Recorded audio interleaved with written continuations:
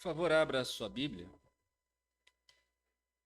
Na carta de Paulo aos Coríntios, na primeira carta de Paulo aos Coríntios, capítulo 12. Nós vamos ler a partir do verso 31 até o final do capítulo 13. Nós estamos começando hoje esta série sobre o fruto do Espírito. Nós já tocamos nesse assunto no nosso estudo da carta aos Gálatas.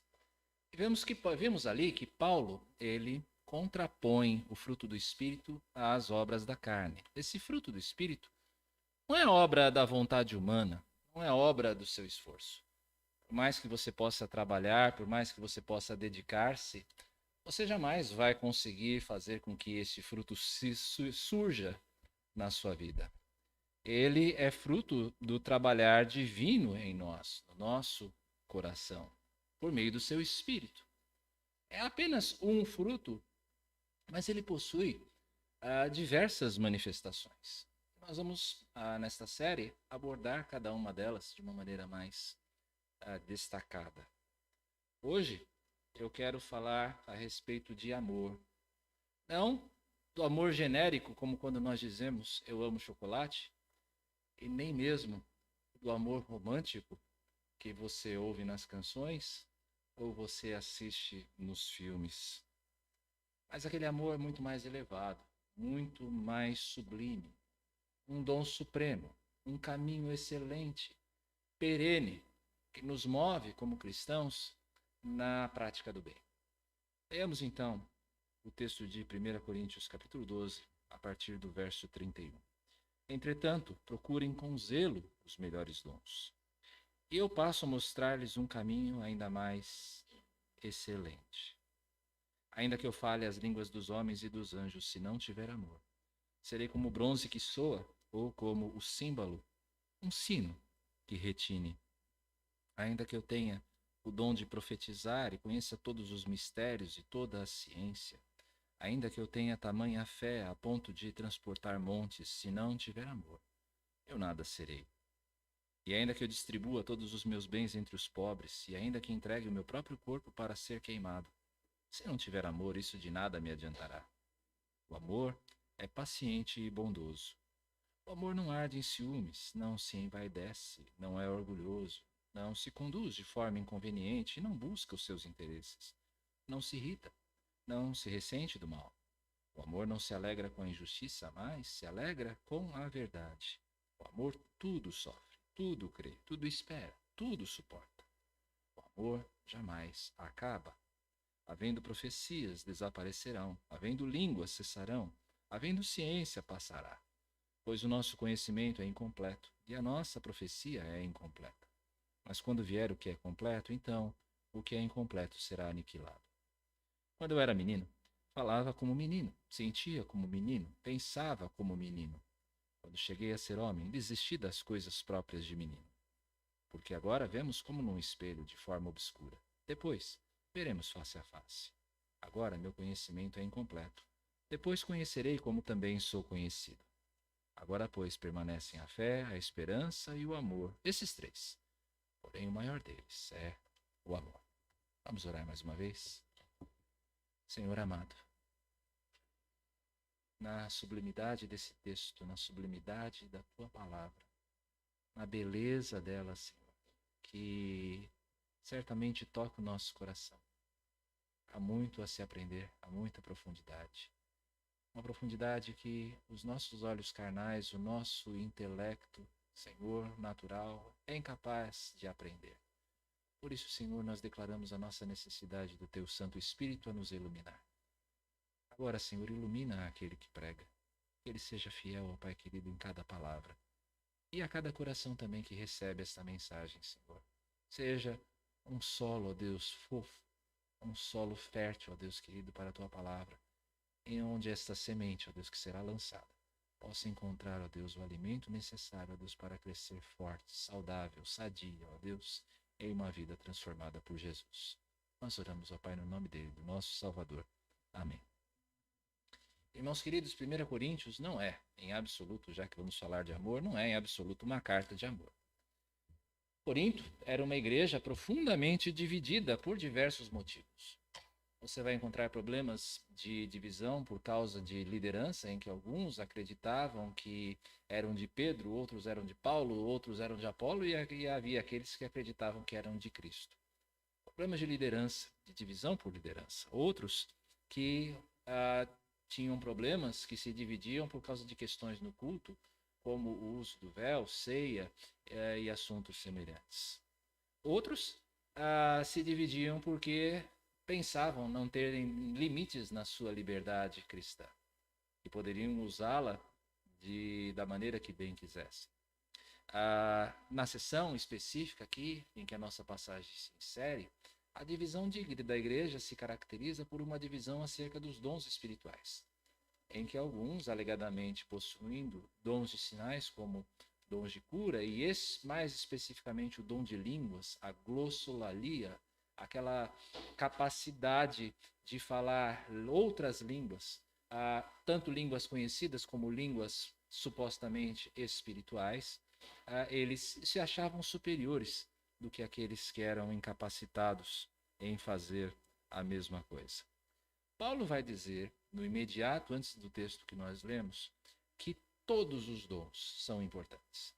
Todos eles cooperam para a edificação do corpo de Cristo, para o crescimento do corpo de Cristo.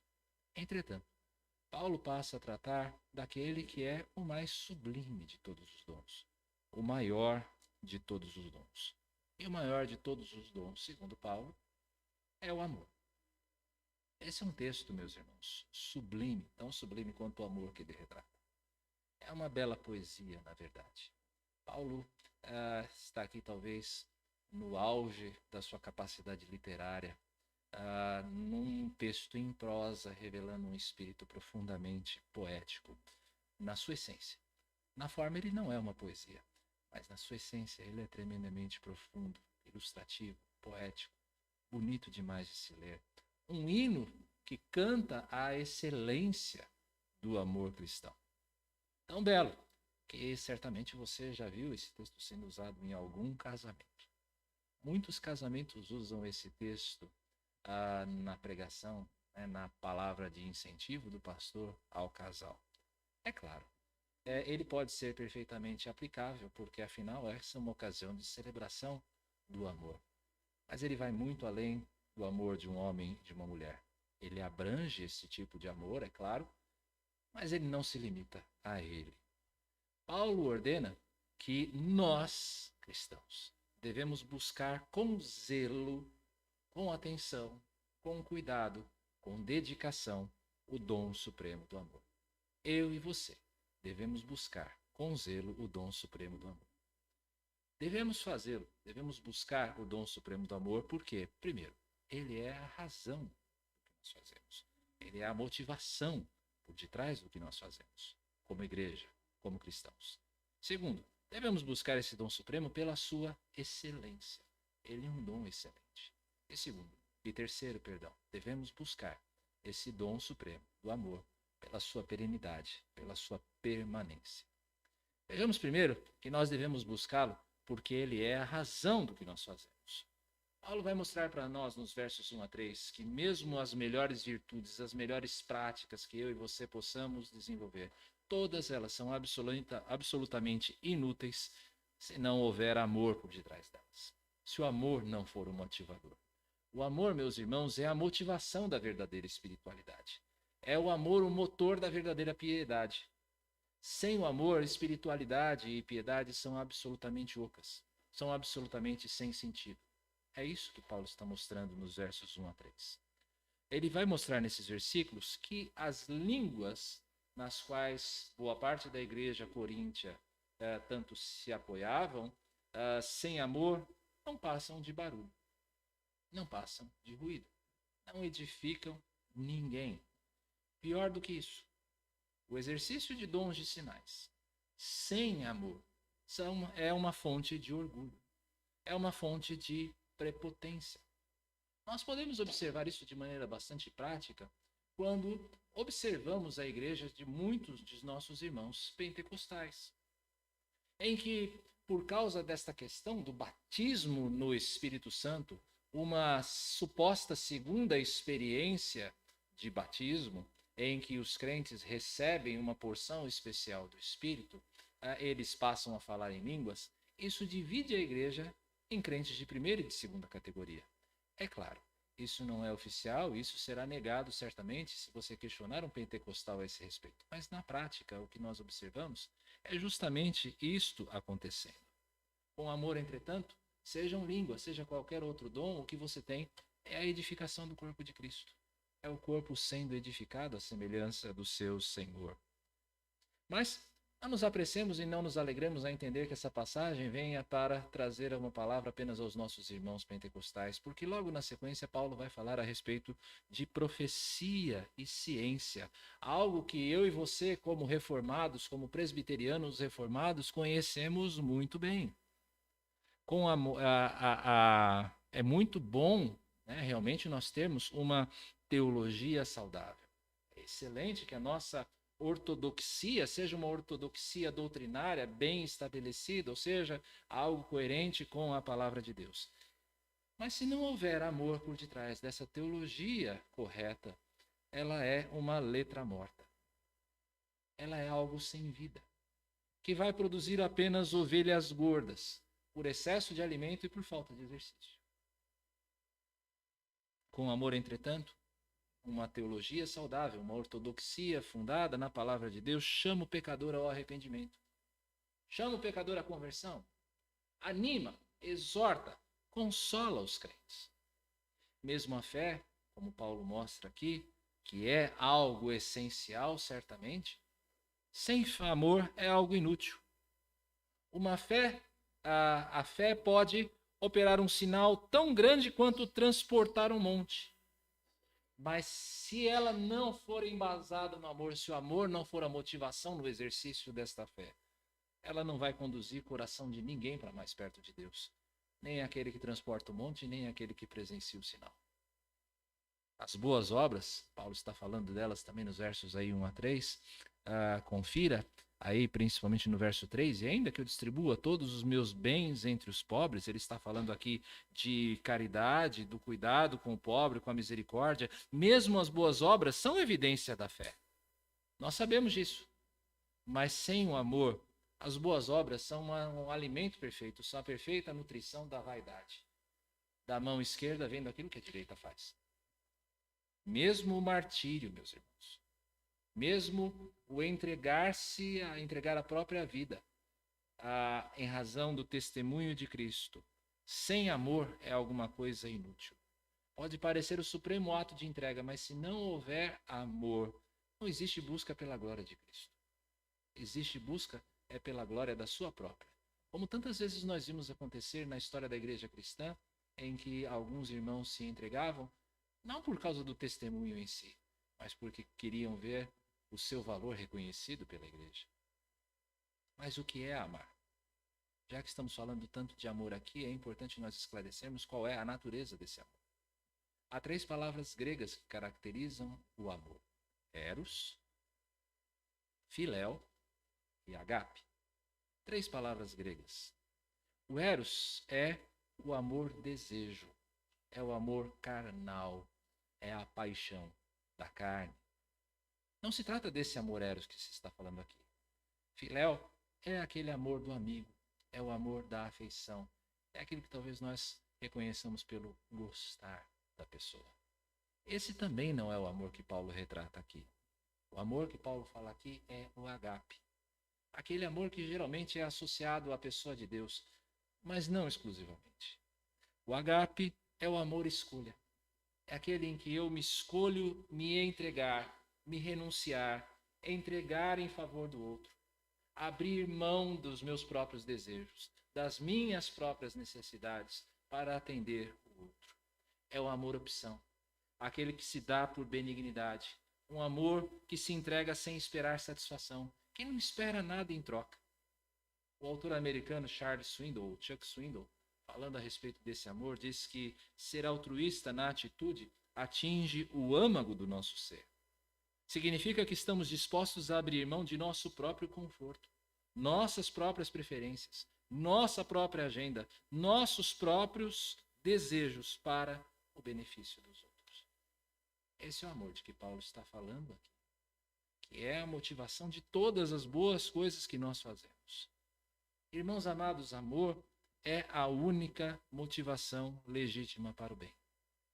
É a única motivação para o bem que não tropeça em nós mesmos, que não está restrita a nós, mas que nos coloca para fora e para além de nós. Você reparou algo em tudo isso que acabamos de dizer? E nesta frase do Charles Swindoll, você reparou como o verdadeiro amor é absolutamente não egoísta? Ele é algo não egoísta que diz muito pouco a respeito de nós mesmos, mas diz muito a respeito do outro. Por isso, o amor é um dom excelente acima de qualquer medida. Nós devemos buscar o amor pela excelência, pela sua excelência. Devemos buscá-lo porque ele é a motivação do que nós fazemos. Devemos buscá-lo pela sua excelência. Nos versos 4 a 7, Paulo vai alistar as características que tornam o amor um caminho excelente, como ele mesmo diz. Vá acompanhando aí comigo. Verso 4. O amor é paciente. O amor verdadeiro sabe suportar a afronta, sabe suportar a ofensa, sem qualquer ressentimento, sem espírito de vingança. O amor é bondoso, diz Paulo. Ele é gentil. Ele busca a oportunidade de fazer o bem. Ele está sempre atento e pronto a um ato de benignidade em favor do outro. O amor não arde em ciúmes do bem-estar alheio, mas ele se alegra do bem do próximo. Ele gosta de ver o bem-estar, a prosperidade, a satisfação do outro. O amor não se envaidece ou é orgulhoso. Ele não bate no próprio peito para louvar as suas próprias virtudes, mas o amor considera o outro, a quem nós amamos, superior a nós mesmos em honra. Verso 5. O amor não se conduz de forma inconveniente. O verdadeiro amor, meus irmãos, trata a todos, independente de quem eles sejam, com respeito e honra. Ele considera a todos como imagem e semelhança de Deus e assim dignos de toda consideração. O amor não busca os seus próprios interesses. Ele busca o interesse do próximo, no exercício da liberdade, da liberalidade, da generosidade, do testemunho. O verdadeiro amor é um amor que sai da zona de conforto em favor do outro. O amor não se irrita, diz Paulo. Ele é um amor que não age com ira, não responde com ira diante da provocação. Não é um amor esquentadinho. O verdadeiro amor não se ressente do mal, pensando do outro de maneira maliciosa, maneira suspeita, aquilo que nós conhecemos com um pé atrás. O verdadeiro amor não se ressente do mal. Verso 6. O amor não se alegra com a injustiça. O amor jamais encontra prazer quando o pecado mostra as suas garras. O verdadeiro amor jamais se alegra quando o pecado revela os seus frutos. O verdadeiro amor jamais diz bem feito diante do mal de alguém. O verdadeiro amor, pelo contrário, se alegra, diz Paulo, em tudo aquilo que é justo, em tudo aquilo que é puro, em tudo aquilo que é verdadeiro, em tudo aquilo que é bom. Esta é a alegria do verdadeiro amor. Verso 7, o amor, diz Paulo, tudo sofre. Ele persevera mesmo nas adversidades da vida. O verdadeiro amor tudo crê, porque ele tem esperança que Deus está trabalhando no coração do outro e pode transformar o outro nas dificuldades que o outro possui. O verdadeiro amor, diz Paulo, tudo espera. É um amor que tem uma positividade tremenda, não naquele otimismo vazio, mas na fé. O amor tudo suporta, mesmo quando a resposta a esse amor é a ofensa e a ingratidão. É por isso que se diz que esse ágape é o amor de Deus. Porque nós vemos todas essas características naquele que não ama, mas que é o amor. Esse amor, meus irmãos, é o amor que é refletido em Provérbios 10, que o ódio provoca conflitos, mas o amor cobre todas as transgressões. Quem ama, cobre todas as transgressões. É claro, quem ama pode permitir as consequências do mal e do erro, Às vezes nós permitirmos que as pessoas sofram as consequências dos seus males pode muito bem ser uma prova de amor. Mas nós jamais nos alegramos nelas. O amor está sempre disposto a perdoar. Quem ama está sempre disposto ao perdão. Quem ama está sempre disposto à reconciliação. Convido você a pensar por um instante no poder revolucionário que esse amor teria em todas as nossas, se aplicado nas nossas relações sociais. Pense no que esse amor poderia fazer pelo seu casamento. Pense, você que é esposa, se o seu marido, se o seu namorado, se o seu noivo se comprometesse a amar você desta maneira, perdoadora, buscando o seu bem, não seria algo bom? Você que é pai, assim como eu, pense no, nós sabemos que por mais que nós amemos os nossos filhos, por mais que nós queiramos mostrar e declarar o nosso amor por eles, o nosso amor por eles é tremendamente falho. Pense no que esta forma de amar, como essa forma de amar poderia revolucionar a maneira de nós criarmos os nossos filhos com tanta paciência a mais que nós às vezes necessitamos. Pense no que esse amor poderia fazer nos seus relacionamentos de trabalho. Se você, como um empregado, aprendesse a amar o seu empregador, buscando a prosperidade dele, buscando o sucesso da empresa dele, cumprindo os seus horários, trabalhando de maneira honesta para o progresso da empresa. Pense você que é empregador, como seria se você aprendesse a amar o seu empregado desta maneira, cuidando dele de maneira justa, não buscando o lucro excessivo, mas permitindo que a riqueza fosse justamente distribuída entre cada um daqueles que a produz. Pense no que seria esse amor aplicado na política, já que é uma época bastante propícia de falarmos nisso. Pense no que seria uma meia dúzia de cristãos comprometidos com esse amor dentro da esfera política, genuinamente preocupados com o bem comum, desinteressadamente em relação a si mesmos, olhando para os mais carentes, aqueles que mais necessitam das expressões práticas desse amor. Pense no poder revolucionário desse amor. Meus irmãos, a ausência desse amor é a razão do fracasso do pensamento humano, de toda a filosofia. É o fracasso de toda a filosofia, de toda a ideologia, de toda a sociologia, de todo o direito. Porque na ausência desse amor, você pode apenas desejar os efeitos dele, mas não se conhece a causa. Nós desejamos os efeitos nas nossas relações desse amor, mas se não houver esse amor por detrás, tudo isso vai ser em vão. Queridos, é pela Igreja de Cristo que esse amor pode ser conhecido. É através da Igreja de Cristo que esse amor pode ser retratado. Nas nossas relações dentro da nossa família da fé, esta que se reúne aqui, ou nos nossos lares, ou na atenção a um mundo que sofre.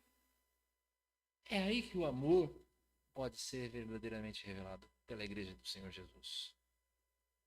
Talvez você que me assiste esteja olhando para esse vídeo, para esta última afirmação específica e pensando, mas pastor, não é muito bem isso que eu vejo dentro da igreja. Vocês falam tanto de amor, mas eu vejo tantas vezes em vocês tanta indiferença com os de fora. Às vezes eu acompanho as discussões de vocês na internet em que os crentes eles se manifestam sobre um ou outro ponto, às vezes até mesmo um com o outro, e a divergência se manifesta de uma maneira tão amarga, tão pouco gentil. Vocês não conseguem entender nem a si mesmos. Vocês se dividem em tantas igrejas menores, as suas denominações se dividem porque vocês não conseguem manifestar esse amor. Talvez seja esse seu pensamento diante desta afirmação que eu trouxe, de que é através da igreja que esse amor é conhecido. E se você pensa assim, eu quero dizer, você tem toda a razão. Você tem toda a razão de esperar esse amor de nós. Afinal de contas, nós, discípulos de Cristo, deveríamos ser os primeiros a refletirmos o amor dele. Mas eu quero também dizer algo a você, mesmo que você tenha razão. Jamais espere ver isso de maneira perfeita. Neste tempo, nesta era. Porque eu e você, Igreja de Cristo ou não, nós vivemos ainda em uma realidade imperfeita. Nós convivemos ainda com a presença do pecado entre nós. Não espere ver este amor perfeitamente refletido nesta era. Mas também não se desespere, porque eu quero mostrar a você aquilo que vem à frente, aquilo que nos aguarda.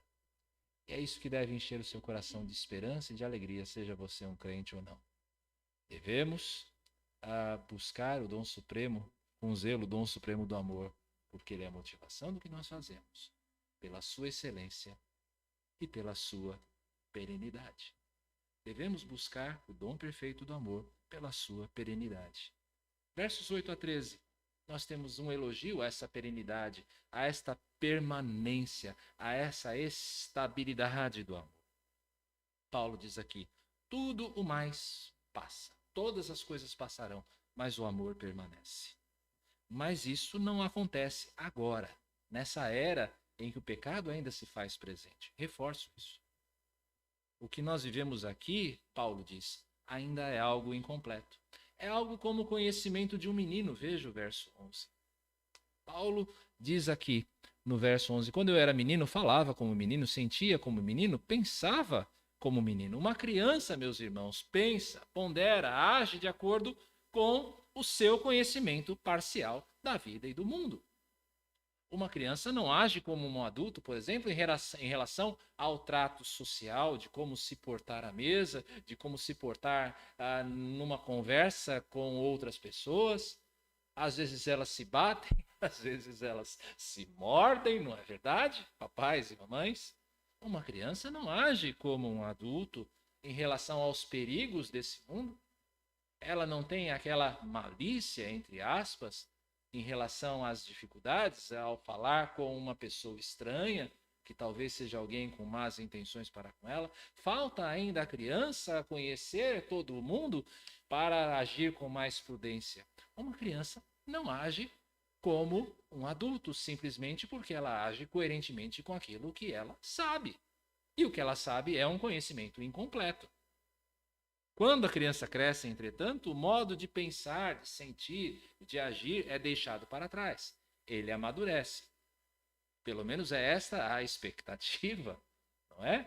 Algumas vezes é possível que você tenha falado a uma pessoa, você está se comportando como uma criança, mas na maior parte do tempo espera-se que um adulto haja pensando, sentindo e agindo como um adulto. Por quê? Porque o conhecimento dele a respeito do mundo e da vida já cresceu.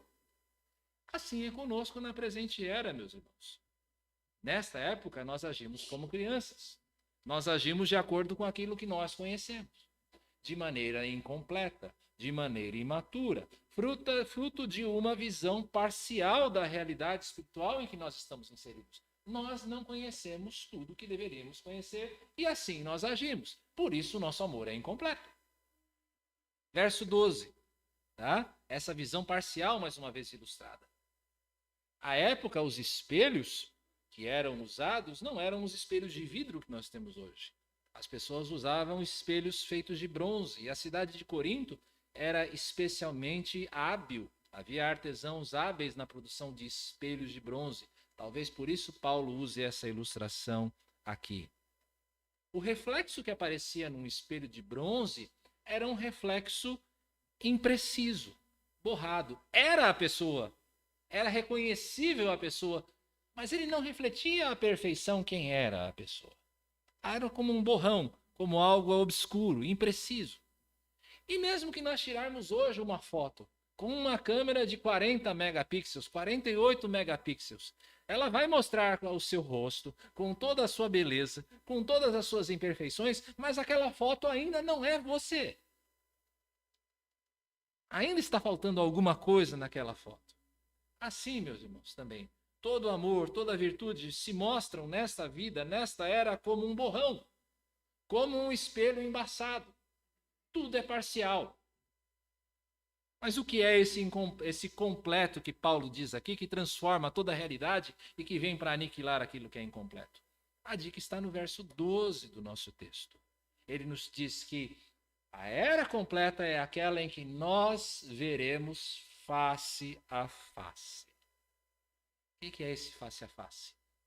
Esse face a face é uma expressão muito presente no Antigo Testamento quando você queria falar a respeito da intimidade com Deus, de um conhecimento experiencial da contemplação da glória divina. Como, por exemplo, quando Moisés encontrou com o Senhor no monte e o Senhor falava com Moisés face a face. Nós não vamos entrar muito em detalhes como isso acontecia aqui, vamos nos ater simplesmente a esse fato de que Moisés tinha uma intimidade tal com Deus que ele falava face a face com o Senhor.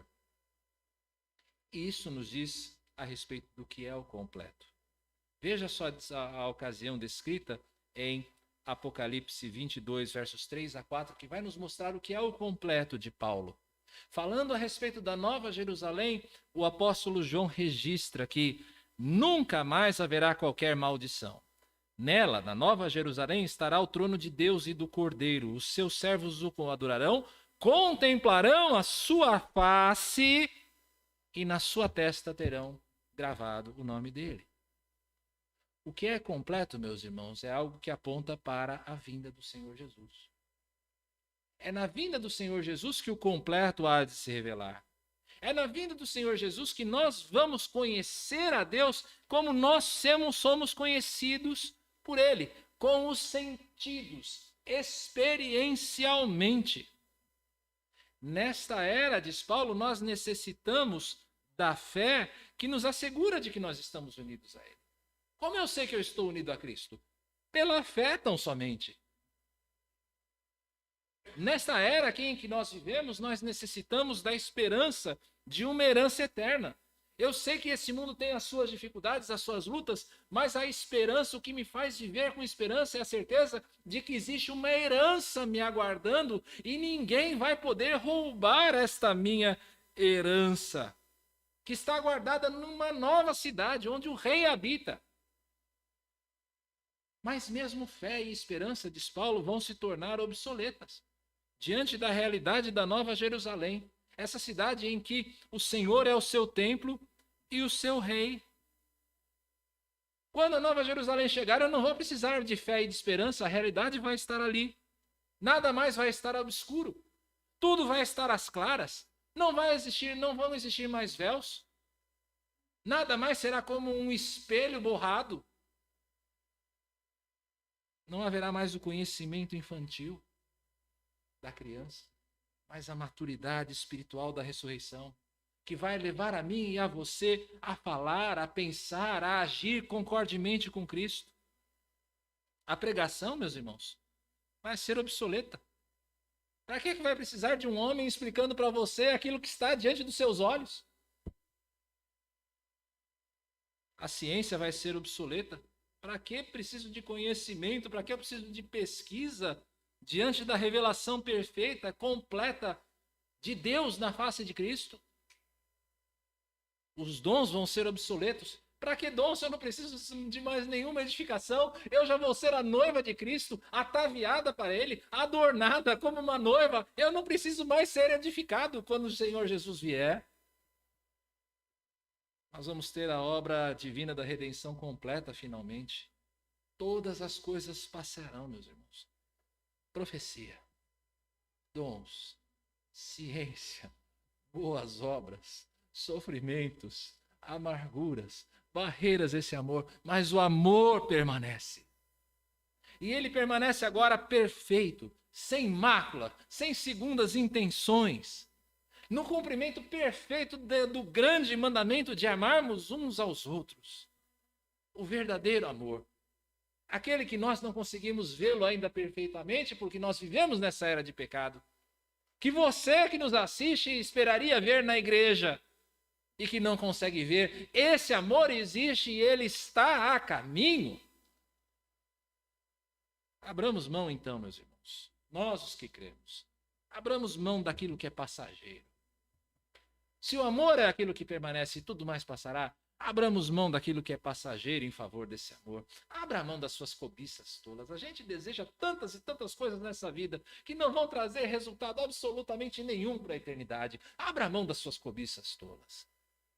Abra mão do seu orgulho ferido, o qual tantas vezes te afasta das pessoas que amam você e que você deveria amar. Abra mão da exigência do aplauso, da evidência que você tanto gostaria de ter das pessoas. Todas essas coisas passarão, mas há algo que não passará: o amor que nós buscamos. Esse jamais há de passar. Nós devemos buscar com zelo o dom supremo do amor, meus irmãos. Ele é a razão do que nós fazemos. Ele é o dom mais excelente. Ele é o dom perene da parte de Deus. Você reparou que Paulo usa no verso 31 uma expressão que, aliás, é o único imperativo do texto? Procurem com zelo. E ele não usa nenhum outro imperativo, nenhuma outra ordem no texto? Paulo jamais usa um imperativo, uma ordem dizendo para nós: ame. Paulo não diz: Adriana, ame. Paulo não diz: Patrícia, ame. Em nenhum momento Paulo usa esse imperativo. Ele usa: procure com zelo os melhores dons. É isso que ele diz. Sabe por quê? Porque se ele nos desse o amor como um imperativo, nós teríamos a tentação de usarmos em relação ao amor a mesma abordagem que nós usamos com todos os outros mandamentos, uma abordagem legalista. Talvez você, Dariston, se sentiria tentado ouvindo essa mensagem a dizer: tá bom, pastor, eu entendi, a partir de agora eu vou amar mais o Guilherme. Talvez você, Rony, ouvindo isso aqui que eu estou falando, dissesse: tá bom, pastor, eu entendi a mensagem, eu vou ser mais gentil com o Rui. Não se trata disso, esse texto. Amar, meus irmãos, não é mandamento. Amar é algo natural para o crente. Para o crente, amar é algo natural, porque o amor que nós temos é resultado, é uma resposta a um amor maior. Efésios 4, Paulo vai dizer, pelo contrário: sejam bondosos e compassivos uns para com os outros, perdoando uns aos outros, como também Deus em Cristo perdoou vocês. Portanto, sejam imitadores de Deus como filhos amados. E vivam em amor como também Cristo nos amou e se entregou por nós, como oferta e sacrifício de aroma agradável a Deus. Sabe o que Paulo está dizendo para mim e para você aqui? Nós conhecemos o que é o amor. Nós conhecemos o que é o amor. Você conhece esse amor quando você observa a vida de Cristo. E você se comove com a compaixão do Senhor Jesus. Com a maneira como ele chora com os que choram. E se alegra com os que se alegram. Você se compadece, você se comove com o cuidado do Senhor Jesus quando ele se aproxima de uma viúva que perdeu o seu único filho às portas da cidade de Naim. E ele chega para consolá-la. Você se comove com o amor que Jesus revela. Você se comove com a paciência de Jesus na cruz. Quando ele, falando com o Pai, orando ao Pai, em relação àqueles que o crucificavam, dizendo: Pai, perdoa-lhes, porque eles não sabem o que fazem. São coisas que comovem o nosso coração e nós conhecemos o que é o amor por causa de Jesus. Mas se você está em Cristo, esse conhecimento vai além, porque ele não é apenas um mero conhecimento intelectivo.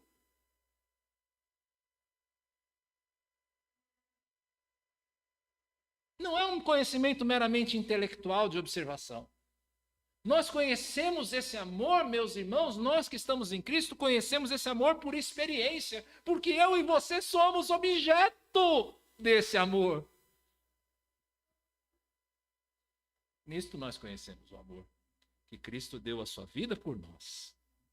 Portanto, também nós devemos dar a nossa vida pelos irmãos. Esse texto nos fala duas coisas preciosas. Primeiro, nós não aprendemos o que é amor. Nós recebemos amor. E isso produz no nosso coração fruto. Fruto. Por isso é que o amor é uma manifestação do fruto do Espírito. Segundo fato que nós aprendemos aqui desse texto é que, se nós aprendemos desse amor, nós devemos dar a nossa vida pelos nossos irmãos, ou seja, manifestar esse amor de maneira prática. Esse é o mandamento. É colocar esse amor em exercício. Ninguém está dizendo para você amar. Porque esse texto que nós meditamos hoje nos chama é exercitarmos esse amor. É a prática desse amor.